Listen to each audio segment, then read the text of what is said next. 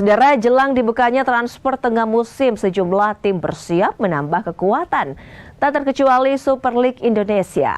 Rumornya ada sejumlah pemain diaspora yang akan merapat ke klub kompetisi tanah air. Siapa saja mereka?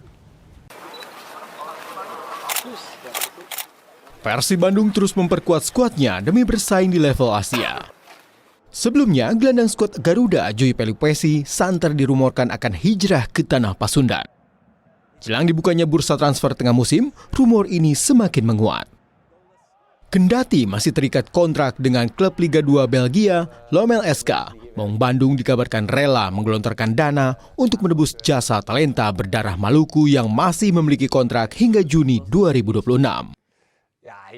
Kabar terbaru, talenta 32 tahun telah mencapai kesepakatan pribadi dengan Persib dan siap mendarat ke Gelora Bandung Lautan Api. Tak hanya Joy Pelupesi, Persib Bandung juga dirumorkan telah mencapai kesepakatan pribadi dengan kiper skuad Garuda, Martin Paes. Serupa Joy Pelupesi, kontrak talenta 27 tahun bersama FC Dallas di Major League Soccer juga masih berlaku hingga Desember 2026. Tak hanya mengejar tripit gelar, Armada Boyan Hodak juga tengah mengincar tiket lolos semifinal AFC Champions League 2 musim 2025-2026. Sementara Kapten Timnas U22 di SEA Games lalu, Ivar Yenar, juga turut dirumorkan akan hijrah ke Super League Indonesia. Adalah Dewa United yang berminat menggunakan jasa pemain FC Utrecht ini. Kontrak gelandang 24 tahun bersama FC Utrecht memang akan habis akhir musim ini.